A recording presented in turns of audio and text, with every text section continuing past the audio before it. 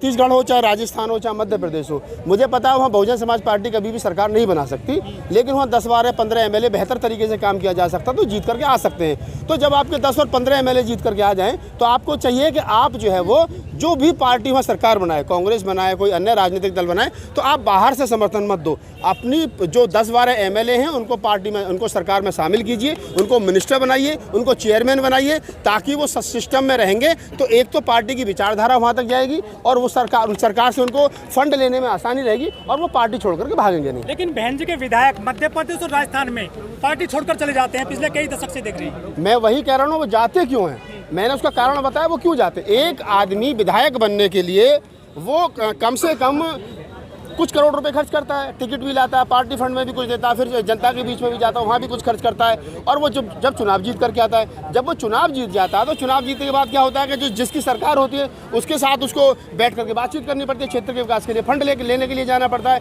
और फंड के लिए फिर उसी सरकार के पास जाता है। तो जब उसको फंड लेने में दिक्कत होती है तो उसके पास बहुत सारी समस्याएं होती हैं। उसमें कई बार क्या होता है कि वो जो प्रत्याशी जो सरकार में, जो लोग सरकार में होते हैं, उनके दबाव में, उनसे फंड लेने के लालच में वो लोग पार्टी छोड़ करके सत्तारूढ़ दल के साथ चले जाते हैं। तो ऐसे में चाहिए कि बसपा जो है वो अपने विधायकों को बिकने से रोकना चाहती है। तो बसपा को चाहिए कि जब चुनाव हो तो जिस भी राजनीतिक दल की चुनाव, राजनीतिक सत्ता, जो भी राजनीतिक दल सत्ता में आए उसके साथ बैठ करके बातचीत करें। अपने अगर 10 विधायक जीत करके आ रहे हैं तो 2-3 को मिनिस्टर बनाओ, 2-3 को चेयरमैन बनाओ, 2-3 को अन्य विभागों में शिफ्ट करो, ताकि समाज का भी भला हो, पार्टी का भी भला हो, और विधायक जो है वो पार्टी छोड़ करके ना जाएं। बीएसपी के अलावा इस बार जो एएसपी भी मैदान में आ गई है, कितना डेंट लगा पाएगी बीएसपी में? एएसपी भीम आर्मी की पार्टी बनी है। एएसपी को भी 20 साल लगेंगे, एएसपी को अभी 20 साल लगेंगे। जब तक हाथी चुनाव चिन्ह इस धरती पे घूम रहा है तब तक इस देश का बहुजन समाज, और खासतौर से जो अम्बेडकरवादी समाज है, वो किसी दूसरे राजनीतिक दल को वोट देने के मूड में नहीं है। और इस बात को समझ लें सब लोग। चंद्रशेखर रावत हमारा छोटा भाई है, हमारी शुभकामना सदैव उसके साथ रही। हमने उसके साथ, उसने हमारे साथ, दोनों ने हमने एक दूसरे के साथ काम किया है। मैं हमेशा ये कह रहा हूँ कि चंद्रशेखर को हम लोग ऐसे योद्धा स्वीकार करते हैं। वो समाज के साथ जहाँ कहीं एट्रोसिटी होती है वहाँ पहुँच जाता है, इसके लिए धन्यवाद, और ये काम उसके लिए सूट करता है। लेकिन राजनीति में अभी स्पेस नहीं है, इसलिए चंद्रशेखर को थोड़ा धैर्य रखना चाहिए। लेकिन आप देख रहे हैं पब्लिक आवाज टीवी।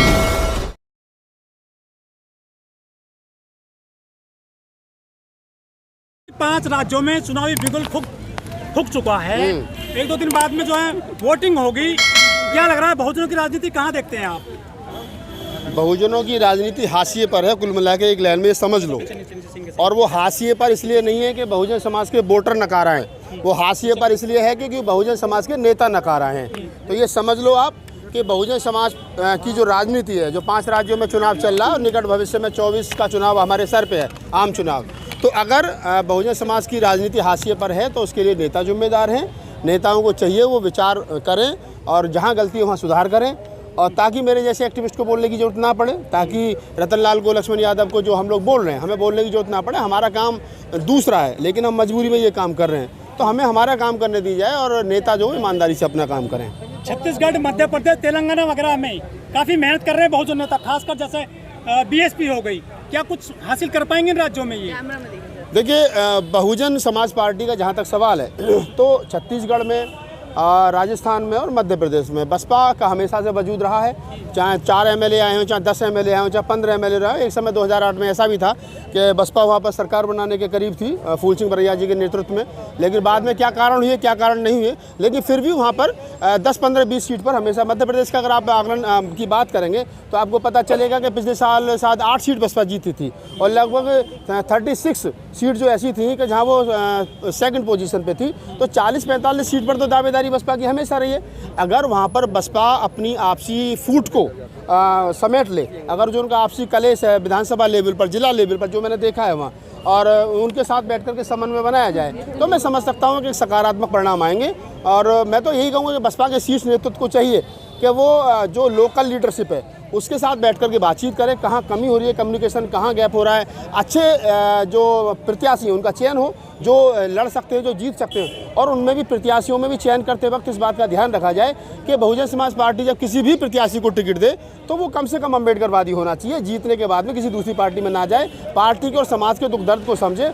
और एक सलाह और दे रहा हूँ, हालांकि मैं सलाह देने की स्थिति में नहीं हूँ, लेकिन फिर भी दे रहा हूँ कि जब चाहे छत्तीसगढ़ हो, चाहे राजस्थान हो, चाहे मध्य प्रदेश हो, मुझे पता है वहाँ बहुजन समाज पार्टी कभी भी सरकार नहीं बना सकती, लेकिन वहाँ 10, 12, 15 MLA बेहतर तरीके से काम किया जा सकता तो जीत करके आ सकते हैं। तो जब आपके 10 और 15 MLA जीत करके आ जाएं तो आपको चाहिए कि आप जो है वो जो भी पार्टी वहाँ सरकार बनाए, कांग्रेस बनाए, कोई अन्य राजनीतिक दल बनाए, तो आप बाहर से समर्थन मत दो, अपनी जो 10-12 MLA हैं उनको पार्टी में, उनको सरकार में शामिल कीजिए, उनको मिनिस्टर बनाइए, उनको चेयरमैन बनाइए, ताकि वो सिस्टम में रहेंगे तो एक तो पार्टी की विचारधारा वहाँ तक जाएगी और वो सरकार से उनको फंड लेने में आसानी रहेगी और वो पार्टी छोड़ करके भागेंगे नहीं। लेकिन बहन जी के विधायक मध्य प्रदेश और राजस्थान में पार्टी छोड़कर चले जाते हैं, पिछले कई दशक से देख रही है। मैं वही कह रहा हूँ, वो जाते क्यों हैं, मैंने उसका कारण बताया वो क्यों जाते। एक आदमी विधायक बनने के लिए वो कम से कम कुछ करोड़ रुपए खर्च करता है, टिकट भी लाता है, पार्टी फंड में भी कुछ देता है, फिर जनता के बीच में भी जाता है, वहाँ भी कुछ खर्च करता है, और वो जब चुनाव जीत करके आता है, जब वो चुनाव जीत जाता है तो चुनाव जीतने के बाद क्या होता है कि जो जिसकी सरकार होती है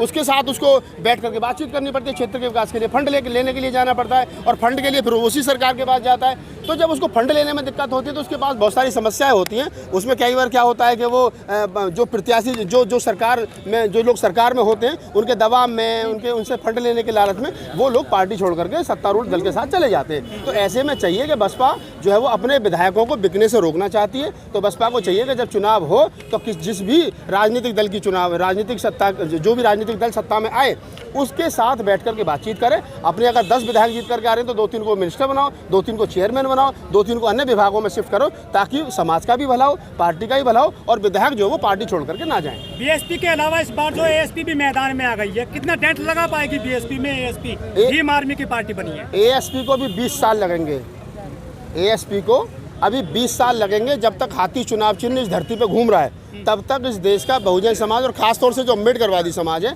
वो किसी दूसरे राजनीतिक दल को वोट देने के मूड में नहीं है। और इस बात को समझ लें सब लोग। चंद्रशेखर रावण हमारा छोटा भाई है, हमारी शुभकामना सदैव उसके साथ रही।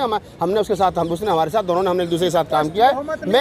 मैं हमेशा ये कह रहा हूँ कि चंद्रशेखर को हम लोग ऐसे योद्धा स्वीकार करते हैं। वो समाज के साथ जहाँ कहीं एट्रोसिटी होती है वहाँ पहुँच जाता है, इसके लिए धन्यवाद, और ये काम उसके लिए सूट करता है। लेकिन राजनीति में भी स्पेस नहीं है, इसलिए चंद्रशेखर को थोड़ा धैर्य रखना चाहिए। लेकिन जहाँ जहाँ बहन जी ने और बीएसपी ने मेहनत की, चाहे तेलंगाना, मध्य प्रदेश और राजस्थान हो, वही जो है गठबंधन करने जा रहे हैं आजाद समाज पार्टी के नेता चंद्रशेखर। देखिए वो राजनीति में है तो कुछ भी करेंगे, उनको अपनी राजनीति स्थापित करनी है। तो वो चाहे तेलंगाना हो, चाहे छत्तीसगढ़ हो, चाहे हनुमान बेनीवाल के साथ उनका गठबंधन हुआ हो, चाहे केसीआर के साथ उनका गठबंधन हुआ हो, तो तमाम, देखिए जो आदमी राजनीति में है वो सफल होगा नहीं होगा ये सारी इन फ्यूचर बातें हैं, भविष्य के गर्भ में हैं। लेकिन मैं ये कह सकता हूँ कि अगर चंद्रशेखर की एक राजनीतिक पार्टी है तो उनको राजनीतिक अधिकार है, उनको लोकतांत्रिक अधिकार है कि वो किसी भी पार्टी से वोट मांगे, किसी भी पार्टी के समर्थन में जाए, कोई भी किसी भी पार्टी से गठबंधन करे। तो इसमें किसी भी आदमी को दिक्कत नहीं होनी चाहिए। अगर बहन जी किसी के साथ गठबंधन करती है तो कोई दूसरा ये थोड़ी कहता है कि आपने क्यों गठबंधन किया। उनका अपना राजनीतिक दल है, उनका अपना राजनीतिक दल है, दोनों अपनी जगह है। समाज के निश्चित वोट हैं, लेकिन जब दो पार्टी आ जाएंगे वोट बटेगा तो समाज आपस में बटेगा, और जब बटेगा तो आपस में फिर कटेगा। इस बात का समाधान मेरे और तुम्हारे पास नहीं है। इस काम को मैं नहीं रोक सकता। नेता क्यों नहीं मानते इस बात को? मैं कह रहा हूँ ना, आपकी बात कंप्लीट, आपके सवाल का जवाब कंप्लीट कर रहा हूँ। अगर बहन जी चाहें तो वो चंद्रशेखर से कहें कि भाई आप बैठ करके, तो हमारा बच्चा है, समाज का है, बैठ करके बात करें, उसको बसपा में शामिल करें, उसकी क्या मांग है, समाज को बिखरने से बहन जी रोक सकती हैं। और चंद्रशेखर चाहे तो समाज हित में पार्टी खत्म करके कहते हैं नहीं बहन जी को मुख्यमंत्री प्रधानमंत्री बनाएंगे, मैं समाज का काम करूँगा। तो ये दोनों लोग आपस में कर सकते हैं, ना तो मैं कर सकता हूँ ना तुम कर सकते हो। इस सवाल का जवाब ना मेरे पास है ना आपके पास है। इस सवाल का जवाब चंद्रशेखर रावण के पास है, इस सवाल का जवाब बहन जी के पास है। लेकिन नुकसान तो समाज का होगा इससे। बिल्कुल नुकसान होगा। देखिए ये समय का चक्र है, आप इसको समझ लीजिए। आज जो टॉप पर है वो कभी बॉटम पर भी आएगा। इसी देश के अंदर एक नारा लगता था, India is Indira, Indira is India. जिसको इंदिरा ही भारत और भारत ही जो है वो इंदिरा होती थी, आज वो कांग्रेस विपक्ष में बैठने के लायक नहीं बची है। तो जो लोग ये कह रहे हैं कि हम बहुत सारे बलशाली हो रहे हैं, ये जो आज कह रहे हैं क्या नाम है मोदी है तो मुमकिन है, कल को ये भी नहीं बचेंगे।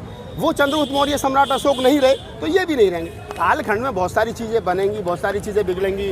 हम लोग एक्टिविस्ट हैं, हमारा काम बोलना है। आज जो मैं वीडियो यहाँ आप मेरा बना रहे हो, 50 साल के बाद में कालखंड में जब मैं कहीं नहीं रहूँगा, जब ये वीडियो कोई देखेगा डिजिटल हिस्ट्री में, तब लोग कहेंगे कि राहुल नागपाल उस समय दिल्ली यूनिवर्सिटी के 4 नंबर गेट पर खड़े होकर के इस बात को कह रहा था। तो हमारा काम कबीर वाला है, रैदास वाला, नानक वाला, अम्बेडकर वाला, फूले वाला हमारा काम है। हमारा काम है राजनेताओं को हड़का के रखना, हमारा काम है राजनीतिक दलों को रास्ता बताना, हमारा काम है समाज पर कहीं एट्रोसिटी होती है तो उस पर मुखर होकर के बोलना, हमारा काम है इस देश के हाशिए पर रहने वाले लोग को उसके संवैधानिक फंडामेंटल राइट्स बताना। ये काम राहुल नागपाल का है। मैं MP MLA बनने की दौड़ में नहीं हूँ, मैं मुख्यमंत्री बनने की दौड़ में नहीं हूँ, मैं EVM का विरोध करने की दौड़ में नहीं हूँ, क्योंकि वो मेरा काम नहीं है। जो मेरा काम है वो काम मैं ईमानदारी से। लेकिन आरोप लग रहे हैं कि बहन जी के दुश्मनों से मिल रहे हैं आजाद समाज पार्टी के नेता।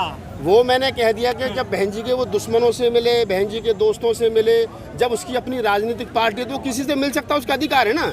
अगर बहन जी को या बसपा के लोगों को ये लगता है कि चंद्रशेखर जो है वो उनसे क्यों मिल रहे हैं, तो चंद्रशेखर से वो मिल लें। अगर मेरा छोटा भाई मेरे घर से नाराज होकर के जाता है और अगर मैं कहता हूं कि वो मेरे पड़ोसी के जाकर के चाय पी रहा है, तो मेरी भी जिम्मेदारी बनती है, नैतिक जिम्मेदारी बनती है कि मैं उसके कान पे थप्पड़ मारूं, उसको बुला करके लाऊं और अपने घर में बिठा करके उसे दूध पिलाऊं। अगर मैं उसको दूध भी नहीं पिला रहा हूं और पड़ोसी घर वो चाय जाकर के पी रहा हूं, अगर तू चाय क्यों पी रहा तो भूखा थोड़ी मरेगा।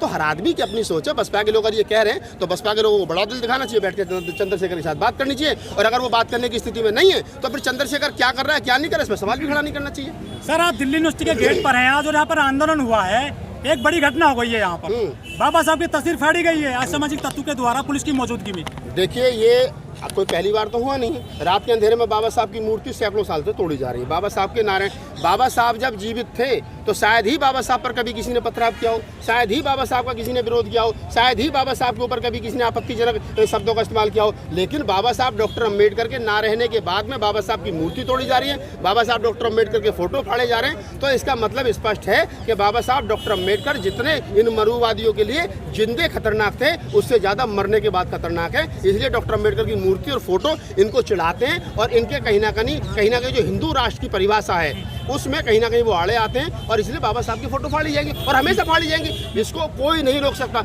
और मैं चाहता हूँ, पूरी जिम्मेदारी के साथ कह रहा हूँ कि बाबा साहब की मूर्ति टूटनी चाहिए, बाबा साहब के फोटो फटने चाहिए। अगर मूर्ति टूटेंगी, फोटो फटेंगे तो इस देश का अम्बेडकरवादी घरों में नहीं सोएगा, वो अपने अधिकारों के लिए रोड पर आएगा। और अगर बाबा साहब को मोदी जो ये तमाम सनातनी जो अपने आप को कह रहे हैं हिंदूवादी संगठन, बाबा साहब को सम्मान देंगे, बाबा साहब को भगवान बना देंगे, तो हमारे लोग जाकर के बाबा साहब की पूजा करेंगे। विचारों पर ताला और फोटो पर माला वाली कहानी हो जाएगी। पूरी दुनिया बाबा साहब को पूज रही है। अमेरिका में 25 फुट की प्रतिमा लगी है और यहाँ यूनिवर्सिटी में बाबा साहब तस्वीर जो फाड़ दी है। मैं वही कह रहा हूँ कि बाबा साहब को वो तमाम लोग पसंद करते हैं जो समतावादी हैं, बंधुतावादी हैं, न्यायवादी हैं। जो लोग इस धरती पर, देश में धरती की बात कर रहा हूँ, जो लोग इस धरती पर उन तमाम मतलब समता प्रेमी, गरीब से, मजदूर से, हाशिए पर रहने वाले समाज से प्यार करता है, वो बाबा साहब से प्यार करता है। और जो लोग जाति के आधार पर, वर्ण के आधार पर, कलर के आधार पर, रंग भेद के आधार पर अपने आप को उच्च साबित करना चाहता है, अपने आप को उच्च स्थान पर रखना चाहता है,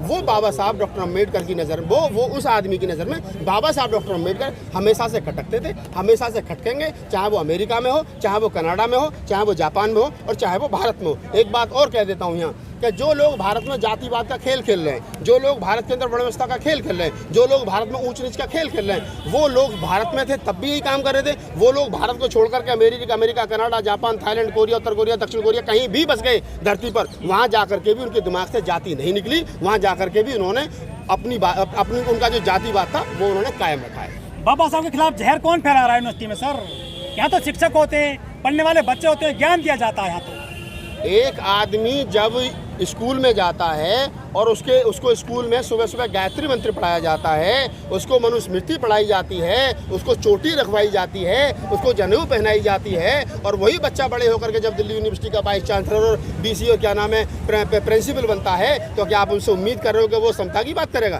क्या आप उम्मीद कर रहे हो उससे बंधुता की बात करेगा? आप उससे बात करोगे वो समानता की बात या संविधान की बात करेगा? अरे उसके दिमाग में जनेऊ लपेटी हुई है भाई। उसने बेशक कोट पैंट टाई पहन लियो, चोटी कटवा दी हो, धोती उतार करके कोट पैंट पहन लियो, लेकिन उसके दिमाग में जनेऊ है और ये जनेऊधारी लोग कभी भी न्यायप्रिय नहीं हो सकते। इसको ध्यान रखें।